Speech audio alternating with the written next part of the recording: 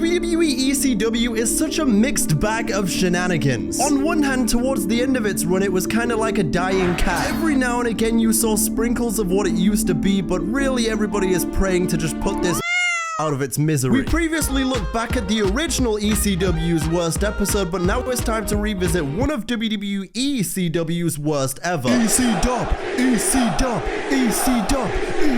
where better to go ahead and start than the first ever episode of ECW on Sci-Fi from June 13th, 2006, which comes in at an embarrassing 3.47. An episode that fails to live up to the standards of ECW and may have been the ultimate precursor to this show's future endeavors. Now, I will go ahead and say there is an episode the week before this, which is kind of painted as a WWE versus ECW head-to-head. It features matches such as Rey Mysterio versus Rob Van Dam and Sabu against John Cena. But I mean, that episode is apparently quite good, so we'll go ahead and store that inside our Pokeballs for now and revisit that one another time. Because I know ECW can be extremely fantastic, but today we're laser focused on the extremely bad. Now let's begin. Hey, one of a kind.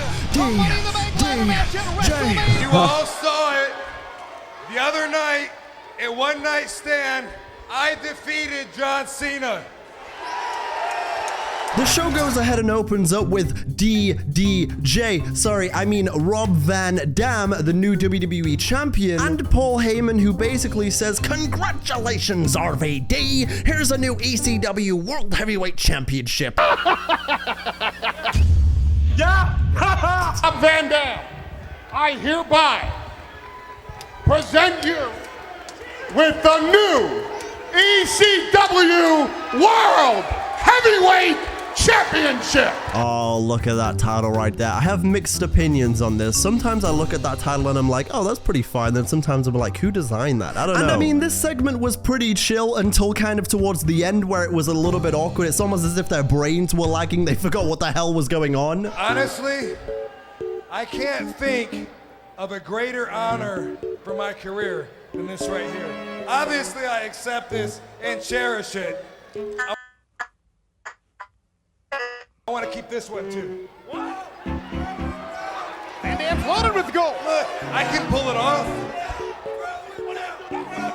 Hey, Paul, you got that za? Rob, I told you to stay off the weed, not start on the za. Oh, wait a minute, my goat is here. Yes, go. Shucky, ducky, quack, quack. I'm moving around like Edge because I want my leader. You feel me? Listen, I know I joke a lot about the Edge and Leader thing. Matt Hardy, I am sincerely sorry for what she did to you. But winning. And then Edge and Lita go ahead and make their entrance in 2006 looking bad as fuck. TK. It's not T-Gay if he's my goat. Speaking of goats, the Throat Goat and the Rated R Superstar begin by acting normal, with Edge saying he respects RVD because he also cashed in his Money in the Bank briefcase successfully. See, look at that. See, how could you hate Edge? Look at that. I respect you. That's my goat right there. Edge goes ahead and says it's gonna be an honor to face you at Vengeance, and they all shake hands, and then Edge says, ha, psych, and spears RVD. Oh, we're all just shaking hands. Oh, okay, well, this was a normal segment then. That's all. That's good. All ECW oh, everything's fine. Would expect. I knew it. You don't get anything like that with 2006 Edge. He's not gonna go ahead and say, yeah, fucking mock him. Oh, DDJ, piss off. The brawl continues with Cena randomly spawning in as if he's in SmackDown vs. Raw 2011. He's got a ticket in the crowd. Look who's here. And Cena's like, fuck you, Edge.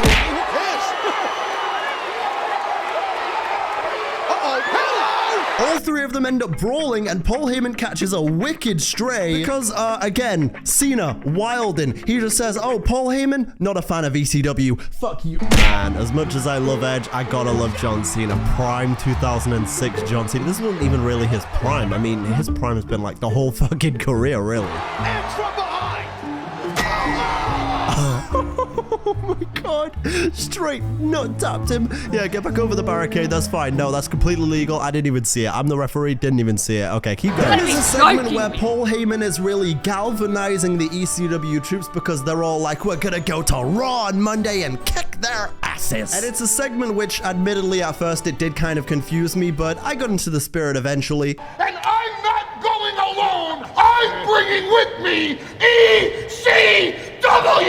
ECW! Ah, yeah, ECW, yeah, we're going to Raw, come on. And then after this, they go ahead and transition into a segment which I don't think I can really explain, because the next segment and the next match is the Sandman against a zombie. What? Monday Night Raw!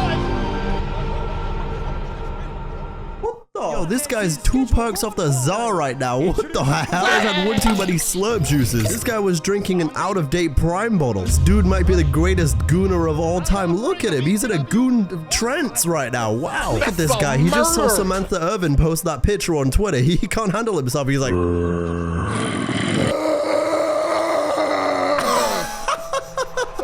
He did it. Who is this guy? He's just doing that. Imagine getting signed to a contract and this is your job. Oh, hang on a second. Are you challenging me to a Triple H off? Oh. Well, unless the zombie is impervious to pain, Sci-Fi is going to see the Kitchen Sandman.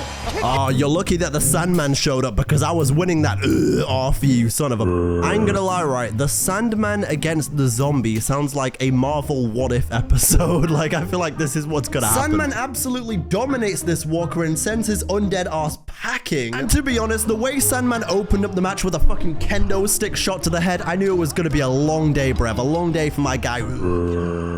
Did anyone else remember playing Minecraft for the first time when they were a kid and being kind of just a little bit scared to go in a cave on their own? Just a little, just when you wake up and look in the mirror, remind yourself that you a bitch. When you go to sleep. Today, we are back. We are playing Minecraft. All I'm saying is, when a spider drops randomly out of nowhere and you're mining for diamonds and it's like, I'm like, I feel like Cookie from Ned's Declassified. I'm like, what the?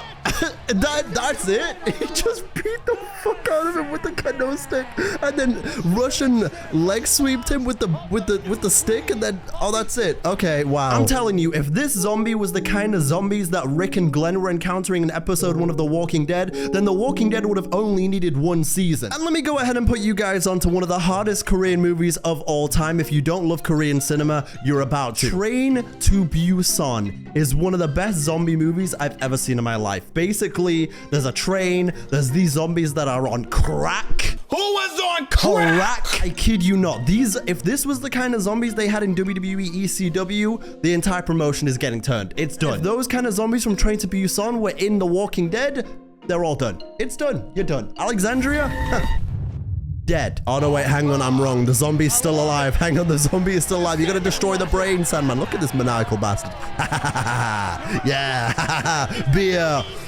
Yeah. And while we're on zombie talk, you know, I do love a lot of zombie-related things. I feel like if I was in the Walking Dead apocalypse, I'd survive like a year or 2, you know? I feel like I know that universe like the back of my hand at this point. If I was in the Last of Us universe, I'd probably die pretty quickly because those clickers, it's a long day. But if we're talking about Train to Busan, I don't even think my ass is making it off the loading screen. I'm a loser. I'm a moron. Let's go. They then cut to Kelly, who at this point is just known as Kelly because I guess she hadn't squared her name yet, like it's a fucking math problem. My name is Kelly, and I'm an exhibitionist. Oh my goodness. I'm gonna take off all of my clothes for you tonight.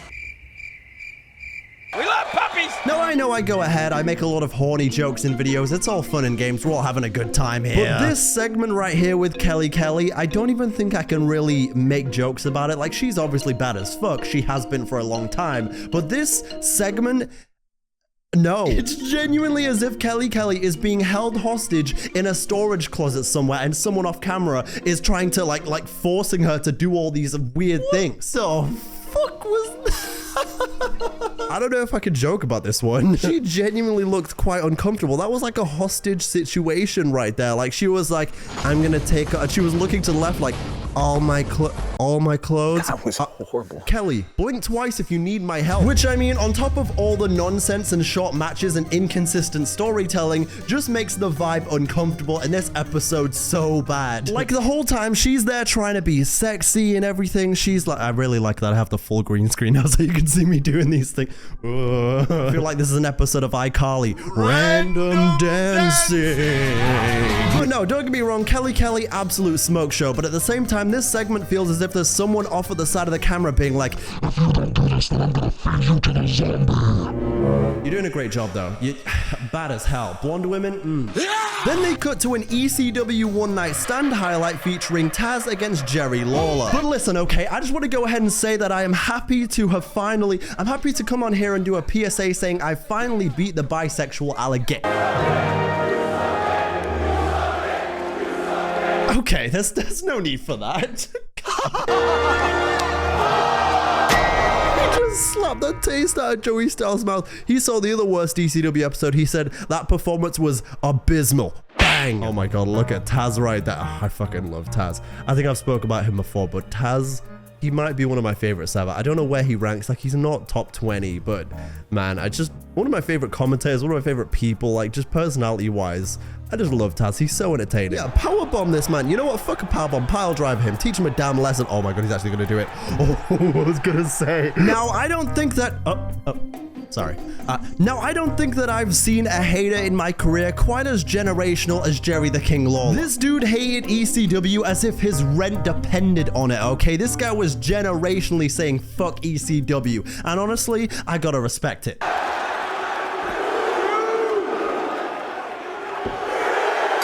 Yeah, the match against Taz isn't too long, with Joey Styles' neck almost being turned into Soraya Adam Copeland soup until Taz taps his ass out. You know, I've got to go ahead and quote a friend of mine and say, this right here, I've got a lot of time for this. I've got a lot of time for this right here. Oh, here we go. You really don't understand just how good that theme song is until you bang it on at the gym. Oh my god, treadmill, Angle theme. We cannot replace Kurt Angle's Olympic Machine theme song. Kurt Angle, the Olympic Machine. I'm here for all of it. Okay, I'm like, yeah! But during Kurt Angle's entrance, Joey Styles goes really hard on the word wrestler, and they kind of continue it throughout this entire match, probably because Angle is a wrestling machine, and I guess this was around the time when the entire WWE started saying sports entertainers. I don't know. Either way, controversially, I don't even really care. Sports entertainers or wrestlers, at the end of the day, I just want to see whatever you want to call them hitting as many German suplexes as they possibly can, because it's a top 10 move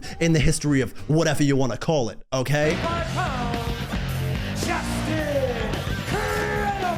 Just incredible. He was looking just incredibly dog shit after this match. Let's watch. The Rock just got word. Jimmy crack corn and I don't care.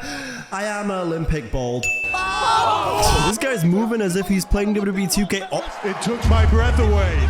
Jesus Christ. This guy's getting thrown around. You know, I only know the name Just Incredible, but I gotta say, he looks like a karate wrestler. Right now, he's moving as if he's like Braun Strowman in WWE 2K18 when they do those squash matches because the person you're playing against was too small, and it'd be like, this'll never work. Grand Metalik can't beat Braun Strowman. Squish him. Either way, right now, Kurt Angle's treating Just Incredible like Mia Malcolm. Oh, look at this! Look at this choke! The choke is locked in! It's a real choke and he's tapping. Choke's illegal here at ECW. Hang on a second, guys. I got a real zinger here. Hang on. Oh god, it's so funny. I just can't even get it out. I guess you could go ahead and say that Just Incredible choked his opportunity. They go ahead and mention that chokes like that are allowed here because this is ECW, but that's not where we're done. Look at this guy. Intensity, integrity, intelligence. And also, now that I'm looking at Kurt Angle, I don't know if this is the episode where it happens, but where he's like, is this the one? Oh, wait a minute. He's picking up a microphone. Hang on a minute. Will not be able to use the choke. This guy hates Just Incredible. He was like, you know what? Extra fuck you. Doof. Because you're looking at the face of the new ECW. Yeah! So that wasn't the one that everyone always posts near the announce table, but that was the kind of, I guess he was just doing it around this time then. Oh man, that was great. I gotta love Kurt Angle, man. One of the greatest ever. Just, yeah! You may go ahead and think that LA Knight started the whole No, Kurt Angle in 2006 was saying, yeah! First. Tonight, everything I had planned for this show is now out the window. I'm gonna take 10 of ECW's best. All weapons legal. This is epic. This is awesome. The winner of this Extreme Battle Royal is going to face John Cena at Vengeance. Yeah, not gonna lie, Paul Heyman, considering how bad this episode turned out to be, probably not a good idea to throw everything out the window. Paul Heyman says screw all of his plans because we're doing an Extreme Battle Royal in the main event. The winner will not only face John Cena at Vengeance, but they will also join them on their siege against the White Walkers or something like that. You gotta love it. Me, Kelly, and I'm gonna show you all of my assets. Giggity. I'm sorry, but there's something objectively funny about a sexy segment like that ending with In the capital show, is that what I think it is? What the hell is who the fuck invited Edward Cullen from Twilight to be fucking Extreme? I mean, if we're being honest, shouldn't your ass be saving Kirsten Stewart from being a mid-actor? Oh, too late. But yeah, going back to that Kelly thing, I really want to be excited for whatever the hell's about to happen, but at the same time, she seems so uncomfortable, I'm kind of like, and that's all you've been waiting What in the hell are they about to have her do? What is this? Good grief. This is so awkward. This is so awkward. Imagine going to a wrestling show and then it turns into a strip club. What is going on? Seriously, there's no way of looking at this and thinking, oh, this isn't awkward. It just is. You know how long I've been waiting for this? Oh, wait a second. No, Sid, cover your eyes. You're too young to see this. What are you doing? And listen, I said it earlier on. I love the horny jokes just as much as the next guy, but I just can't get into this. I'm sorry. Watch out, balls! And I mean, you guys know me by now. It's not as if I'm a milkman. I don't have a super attraction to white blonde women. I mean, that's completely ridiculous. What is she doing? This is so awkward. She's trying to take off the bra. She can't get it. Wait a minute. No. I don't think I can show this on YouTube without the video being age restricted. Oh man, listen, I never thought I'd say this, but that turned me off. That was a genuinely mid-strip. I mean, you're just gonna come back to Taz and Joe? What wasn't a strip mall? I'm sorry.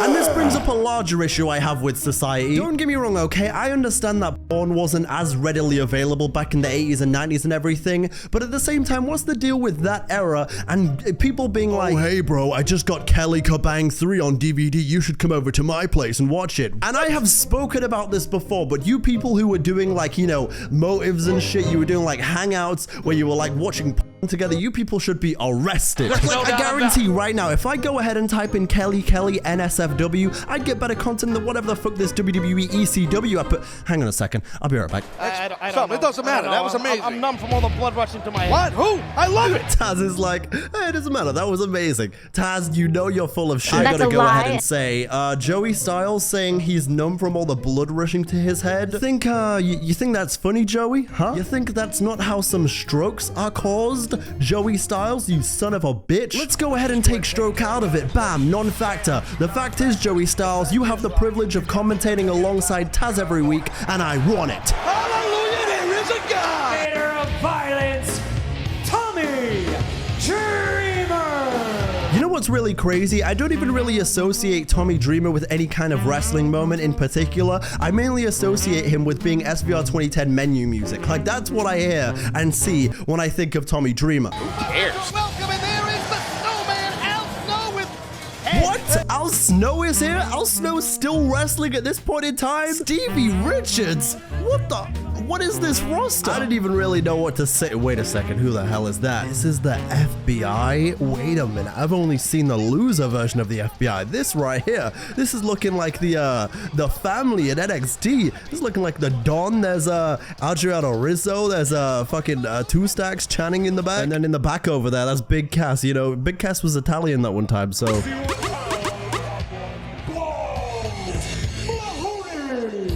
I just feel like this is why I can't take ECW seriously, like, ever. It just looks like everyone pretty much on this roster should...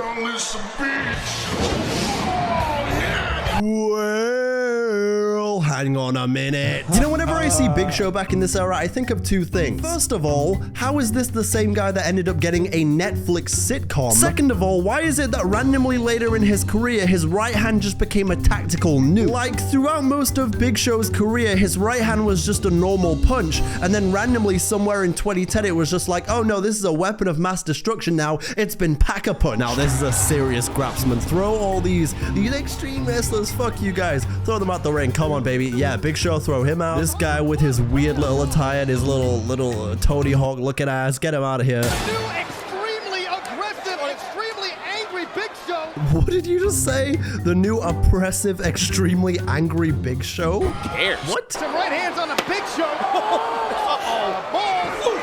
That didn't help. Big Show right there basically predicting weight detection in 2K. Like, if I'm the Big Show and I'm facing someone like Rey Mysterio and they try and lift me up, I'm like, that doesn't work for me, brother. Oh, wait a minute. Oh, Big Show. Oh my God. You need a little revive.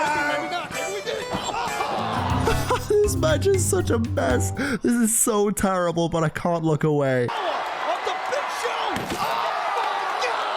Oh, there it is. That, oh my God, merchant fucking Joey Styles at it again. Get a new phrase, buddy. We're tired of your shtick. Oh my God, Big Show is just handling these guys like some cruiserweights. He said, cruiserweight, you can cruiserweight. My God, Nunzio looks like a literal child compared to him. This is insane. Out goes a limp Tony Mamaluke. Wait. Did he just say Tony Monaloop? Wasn't that one of the guys from the original ECW thing we watched ages ago? No fucking way. There's no way that guy was still employed nor alive by 2006. No fucking shot. Oh, look at this. Just one more fight and I'll be history. He's eliminated. But yeah, overall this match is fine. It's not great. It's really just a Big Show squash for most of it. And for as much as they hyped it up, I really didn't feel like it lived up to the expectations of being extreme. I don't know. I feel like it was missing something. Well, yeah, I mean, everything's better with CM Punk. Ain't that right, Jack Perry? Do you honestly think you're fucking funny, fucking with my friends? You're boring, you annoy people and put them on YouTube because you're a c***. Every single person who watches your videos are fucking stupid. Oh, look at this. Oh, 320-pound roadkill picked up. I think my favorite part about this match is probably when this guy, who looks like he came straight out of the Amish episode in Family Guy, goes ahead and tries to square up to Big Show, and Big Show's just like, fuck you, you non-technologist bitch. Wait a second, what the hell is Sabu doing? What the fuck? Big Show, no! Big Show once again fumbles another Rumble/Battle Royal scenario as Sabu uses his signature chair spot to eliminate the big fumble. He's throwing around the shopping cart. This guy is not a fan. So I know that a lot of you like to eat food and snacks while watching my videos, so I've done the pleasure of blurring out what is about to happen next because it's disgusting. You can keep eating your food. I'm doing you a favor here, okay? It's getting blurred out. Unbelievable. I mean, that was a pretty far elimination. Credit to Sabu and everything, but oh my God, that's disgusting. Big Show, come on, man. Come on, man. And now he's licking his lips. You nasty freak bitch. It's cooking here, brother. I'm telling you, we're coming. Okay. That made the whole episode worth it. Taz saying, we're coming. What a maniacal bastard. I love it. And I'm not gonna lie, I kind of would be interested to go back and watch some more Sabu stuff because I don't really know much about him other than, you know, like the name and everything. But I imagine that there's a lot of hidden gems that I haven't seen from his career, so that would be pretty cool if there's more ECW episodes where he's cooking. Maybe the One Night Stand pay-per-view is a place to start. I know recently I said I was gonna be retiring from horny tweets, but I said nothing about retiring from horny bits in videos because quite frankly, brother, I will never retire. Because yeah, I saw that new Sydney Sweeney drop and I saw that new Rhea Ripley drop as well. And quite frankly, hallelujah, there is a God. I'm telling you, we're coming.